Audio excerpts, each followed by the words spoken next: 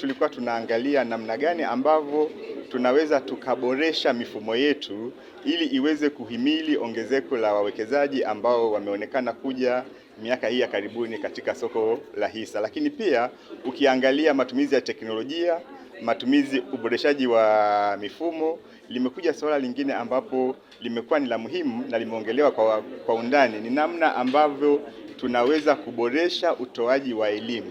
Na elimu imekuwa ikitolewa, bahati nzuri ni kwamba sokoni wapo ambao ni waelimishaji wa elimu fedha, tunaita certified financial educators. Wameonekana kuwa wameleta hamasa kubwa, wameleta elimu nzuri ambayo inawafanya wawekezaji mmoja mmoja waweze kutambua namna gani wanaweza kushiriki kwenye fursa ambazo zinapatikana kwenye masoko ya mitaji na dhamana. Kwa mwaka 2025 thamani ya mauzo ya hisa ambayo yalikuwepo sokoni ilikuwa ni zaidi ya milioni 600 kwa mwaka mzima.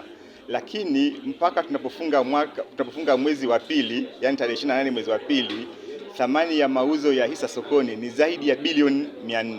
Kwa tayari ni zaidi ya theluthi mbili ya kile ambacho tulikuwa tumekipata kwa mwaka mzima wa mwaka 2025.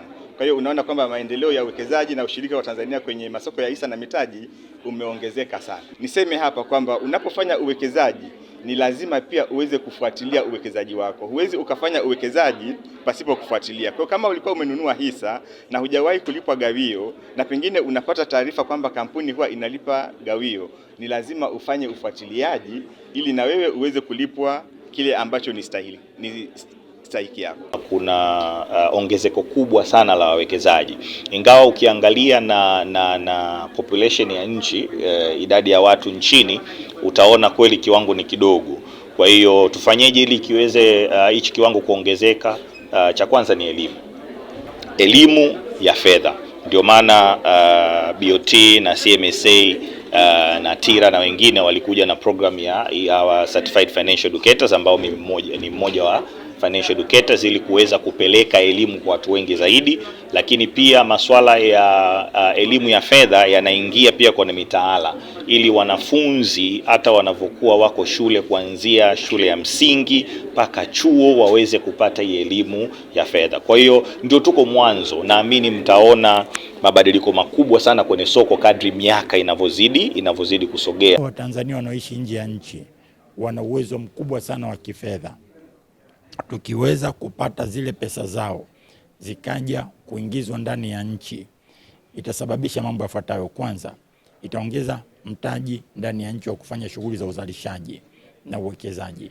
Lakini pili, wao wenyewe watapata faida kubwa, kwa sababu nchi yetu faida inayotoka kwenye masoko ya hisa ni kubwa ukilinganisha na faida ambayo wanaweza kaipata katika nje ya nchi. Sasa nini kifanyike? Cha kwanza, Watanzania wanaoishi nje ya nchi wahakikishe wana NIDA. Ukiwa na NIDA ni rahisi kusajili na kununua hisa vipande hatifungani. Cha pili, wahakikishe wana namba ya simu ya mtandao wa Tanzania. Ukiwa nayo ile, hata ukiwa nje ya nchi unaweza ukajisajili, unaweza ukanunua kwa uhuru. Kutokana na hii semina ya leo, obviously nimejifunza vitu vingi ambavyo previous nilikuwa sivielewi, hasa kuhusu masuala ya hisa na masuala ya bondi. Kupitia hivyo nimeweza kupata knowledge jinsi gani na mimi naweza kwenda kufanya hisa. Naweza kwenda kununua hisa na kwenda kufanya trading. Matarajio yangu baada ya hapa, naweza kwenda kufanya hisa mimi mwenyewe, kununua hisa ili kuweza kujitengenezea uchumi binafsi, na kutokana na niweze kuondokana na zile scenario za kutegemea fedha za wazazi za mimi kuweza kujiendeshea maisha yangu.